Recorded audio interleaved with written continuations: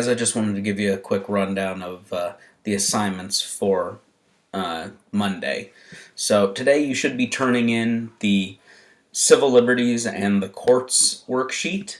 That is due by the end of today. The three assignments for Monday are the first two of them are just video notes. I was originally going to post just links to YouTube videos that already exist, but when I added up all the time across all the videos, it was something like 2 hours worth of videos.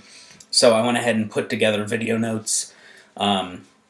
Myself, they still come in and combined at about an hour total, which isn't ideal, but it was the most concise way I could get that information across to you.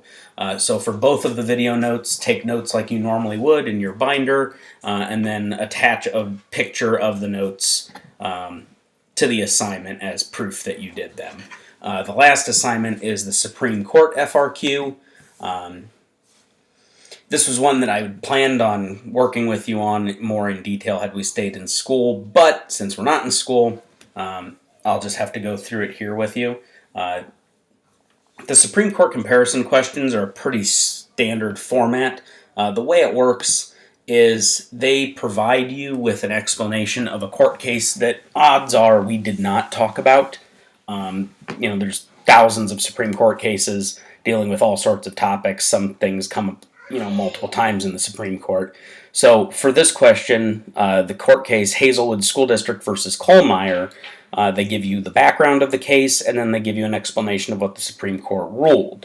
So the format is always going to be that. The first paragraph of the prompt is about the background of the case. The second paragraph is about what the Supreme Court ruled as a result of the case. And then A, B, and C are the questions that you'll get about it. So the first question, part A, is always asking you to identify the similar constitutional element between the case that they gave you and the comparison case. So in this one, the comparison case is the Tinker case, so Tinker versus Des Moines. So your job on these FRQs is that you know enough about those required cases that we've been covering all year that you can then draw from your memory to answer the comparison question. So they give you everything about Hazelwood, they don't give you anything about Tinker. That one you're supposed to rely on your own knowledge. For this one, since it's practice, obviously you can refer to the notes that you've taken.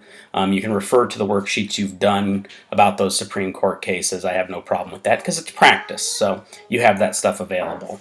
Part B then asks you to identify the facts in the Tinker case that differ from the facts in the Hazelwood case and why the outcomes are different between the two.